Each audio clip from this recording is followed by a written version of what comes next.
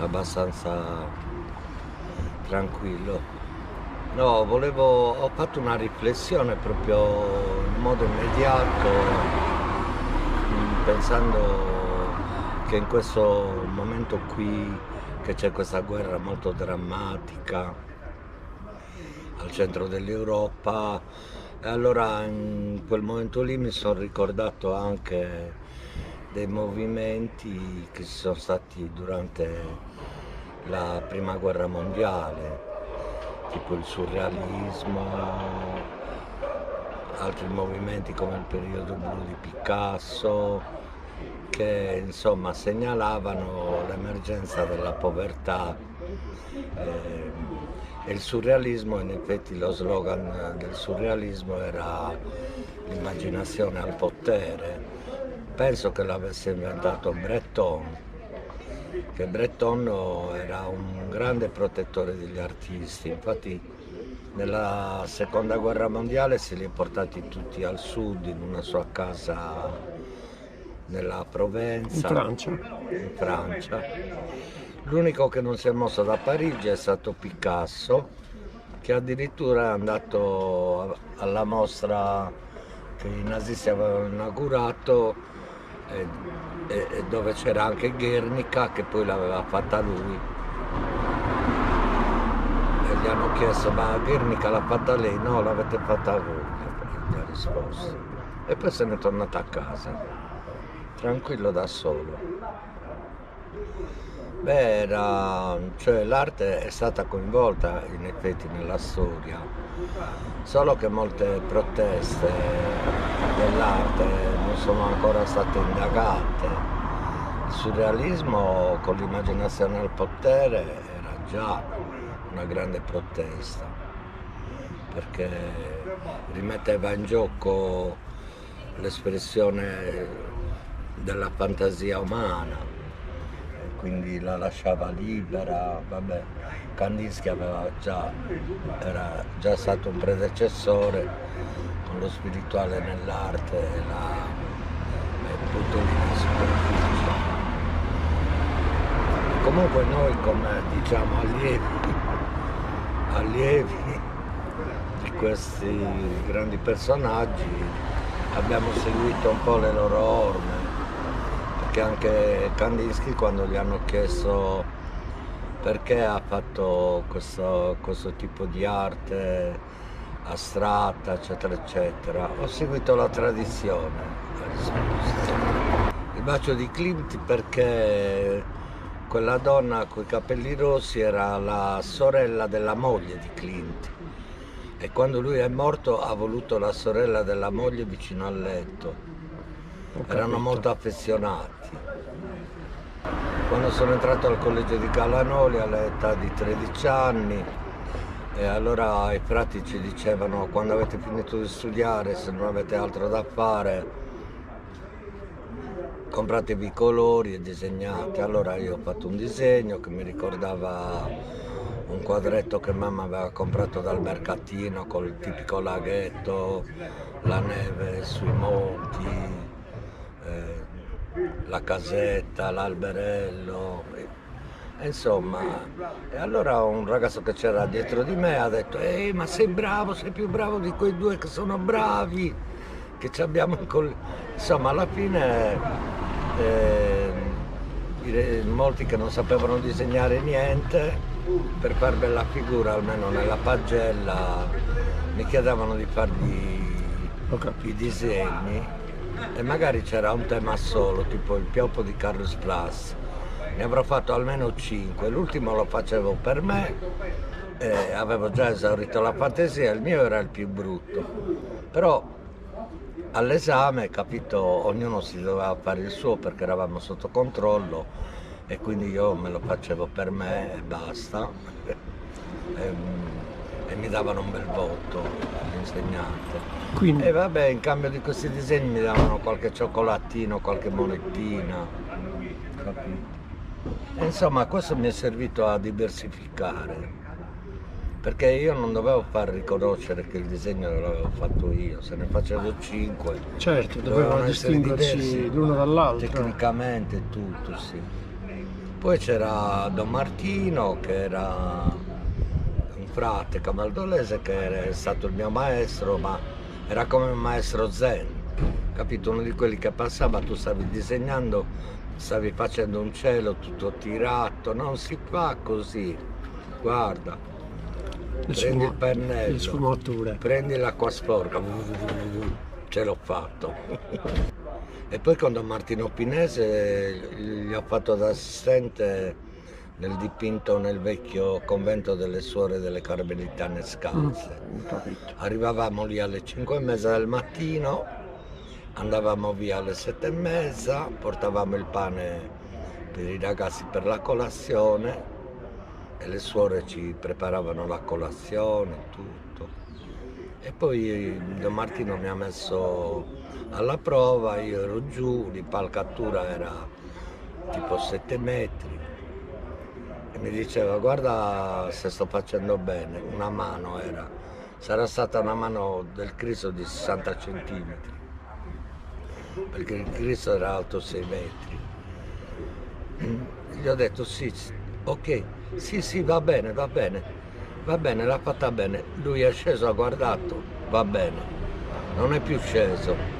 Quando gli dicevo che andava bene, Sì, perché da lontano hai un'altra visuale. poi lui faceva la pittura del bianco, capito? Era molto... Senza squadrettatura questo, senza... Sì, no, senza niente.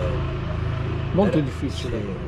Con la pittura del bianco era difficile percepire la forma. La proporzione ideale. E comunque Don Martino mi ha aiutato molto perché in quel periodo ha chiesto ai miei genitori se potevo venire a fare da assistente per 3 mesi, visto che avevo già l'esperienza del collegio, avevo 15 anni. Perché un assistente se n'era andato via. Sono andato, ho fatto i 3 mesi, poi dopo questi 3 mesi per premio mi ha portato in continente, andava a trovare la madre, quindi siamo passati agli Uffizi a Firenze, ai musei a Venezia, a vedere nelle chiese Cima da Conegliano, perché lui era di San Fiore di Una Treviso. bellissima esperienza. È bellissima. Mi ha portato a Castelfranco Veneto, a Cortina d'Ampezzo, Lago di Santa Croce, Belluno, abbiamo fatto Longarone. E da lì ti è nata la passione di continuare su questa strada. Sì, e poi Don Martino era la mamma, nel 1916 era stata domestica a Roma di Grazia Deledda per 6 mesi. Quindi l'avevano intervistata, il giorno che l'hanno intervistata Mario Massaiu e signora Clotilde Merlin al primo premio Grazia Deledda hanno pranzato da noi, Don Martino e la mamma, e poi sono andati all'intervista. E poi Mario Massaiu e signora Clotilde Merlin hanno vinto il primo premio Grazia Deledda. Penso che fosse il 72.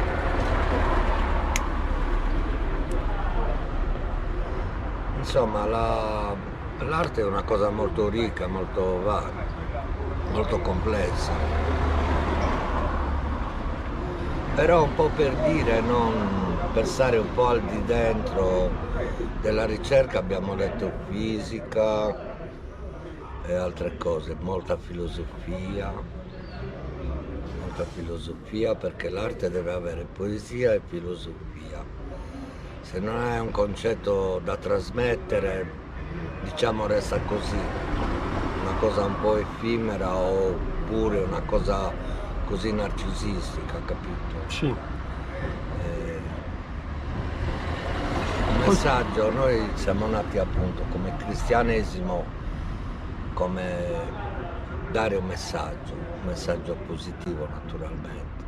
Poi dopo abbiamo conosciuto anche le religioni, dalle religioni orientali, da quella ebraica a quella giapponese, a quella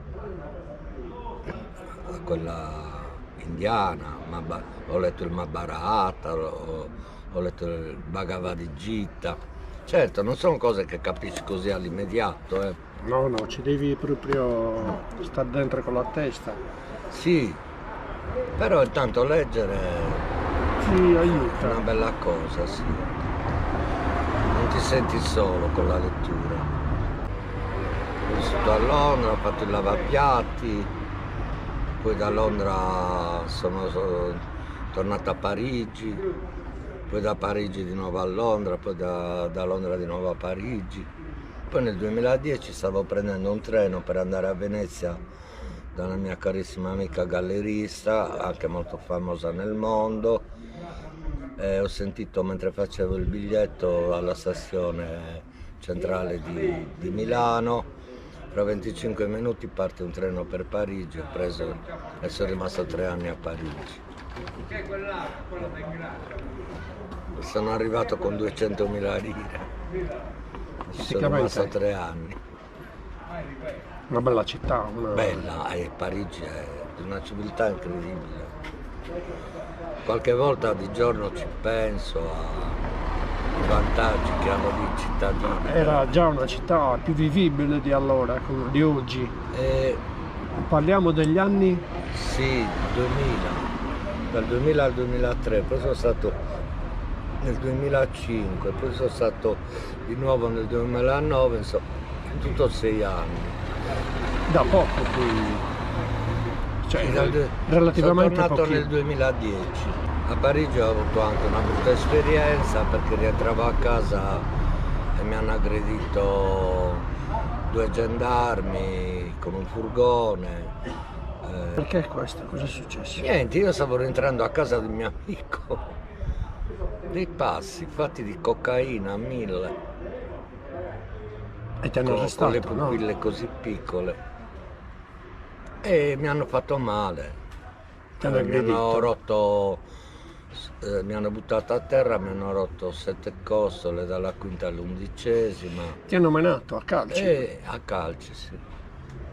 A calci. Non hai potuto fare niente, difenderti. No, era impossibile. Ma neanche legalmente in seguito hai sporto denuncia, hai fatto Sì, qualcosa? sì, ho posto denuncia, ma in Francia il problema è che tu vai al processo quel giorno e magari il giudice è cambiato. Sono contento perché nonostante non ho fatto delle scuole, vabbè, però ho fatto anche un anno di architettura a Roma, quindi architettura ausiliato. Potevi continuare su quella strada. Sì, però avevo capito che non sarei mai riuscito a superare l'esame di analisi matematica 1 e analisi matematica 2. Molto difficile. Quindi mi sono trasferito alle belle arti. Quello me lo sono fatto come un gioco. Ho preso 9 come voto, 111 su 120. Ottimo direi. Ho fatto una bellissima tesi di laurea su un quadro di De Chirico, La stanchezza dell'infinito. Ci ho messo 3 anni per fare 27 pagine di tesi di laurea. Forse la più piccola tesi di laurea. Però molto. No, è concentrato, sì. 3 anni ci ho messo. Infatti ho rimandato l'esame da giugno a settembre per perfezionarlo. E mi sono diplomato nell'81 a settembre. Nell'81. Sto cercando di recuperarla perché stavano ristrutturando tutta la biblioteca. Adesso la devono, appena la trovano, me la danno, capito? Perché una l'ho lasciata da mia nipote, qua l'ha persa perché ha fatto bagagli per spostare il suo appartamento da un posto all'altro, deve essere dentro questi bagagli, qua non ne manca mai. E a Orgosolo quanti anni hai abitato? Ho abitato dall'età di 3 anni all'età di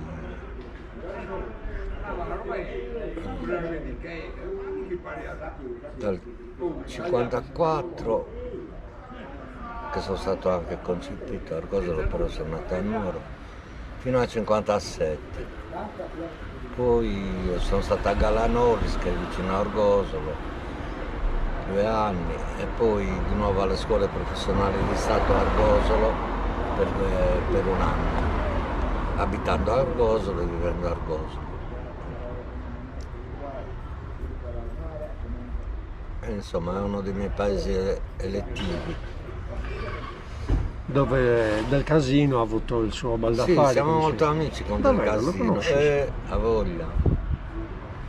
E che persona è? Brava? Come Sì, è è alla una mano? persona adorabile, guarda. Del Casino adesso, siccome è senese, a Siena tiene dei corsi per dei ragazzi down, di ceramica e di disegno, Ho capito. gratis. E quelli che hai hanno- fatto... Gli hanno anche fatto fare la Madonna dell'Assunta, Mm. 1 anno Ha fatto anche quelli in Palio. Piazza Italia, ti piacciono? Sì, sono belli. È un uomo molto delicato. Sposato a Orgosolo con una Davoli. Ah. Poi è rimasto sempre coerente il suo stile di... Il suo tratto è Oh, ma riconoscibile. solo lui le riesce a fare quelle cose là. Solo Guarda lui. che rifare e reinterpretare Picasso come l'ha fatto lui non è semplice. Assolutamente no. E poi io l'ho conosciuto quando c'era stata la rivolta a Orgosolo nel 69 contro i Pratabello. Baschi Blu. Sì, sono andato anche a Duvilino io, Gavino Picconi, L'Ostia,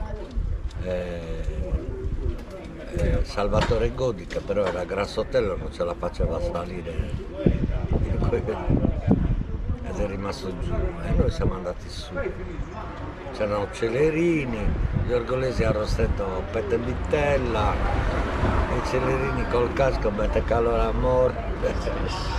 Ci hanno dato un pezzo di carne di vitella, ci hanno detto dai, andate che magari questi adesso fanno la carica e non va bene. Eravamo piccoli, avevamo 14 anni.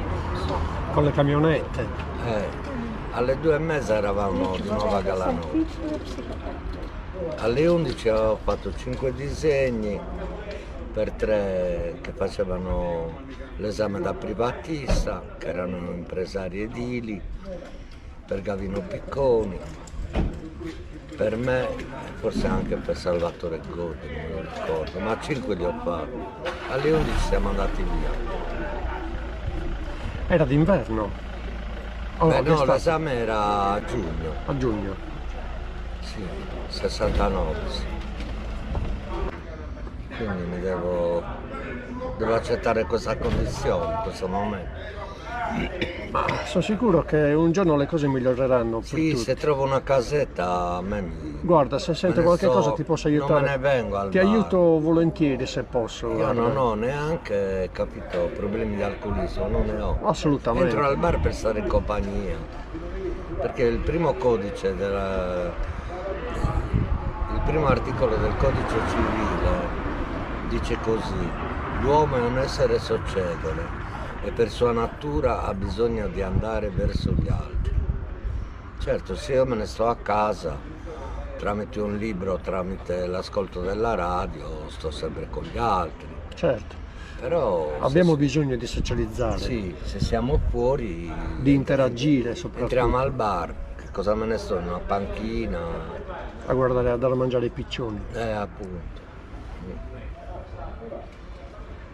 Ascoltami, qual è il tuo budget per un piccolo alloggio, insomma, che se può così Io ho 1.000 euro messi da parte per per le le caparre. caparre.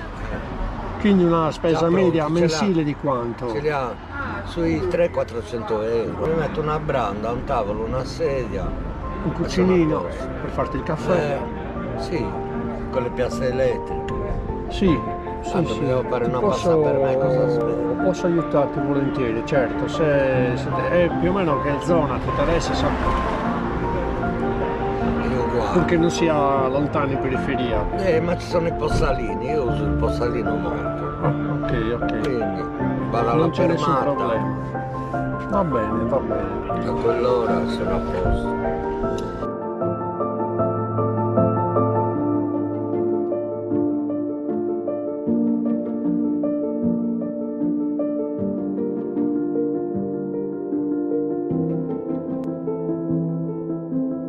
Ciao.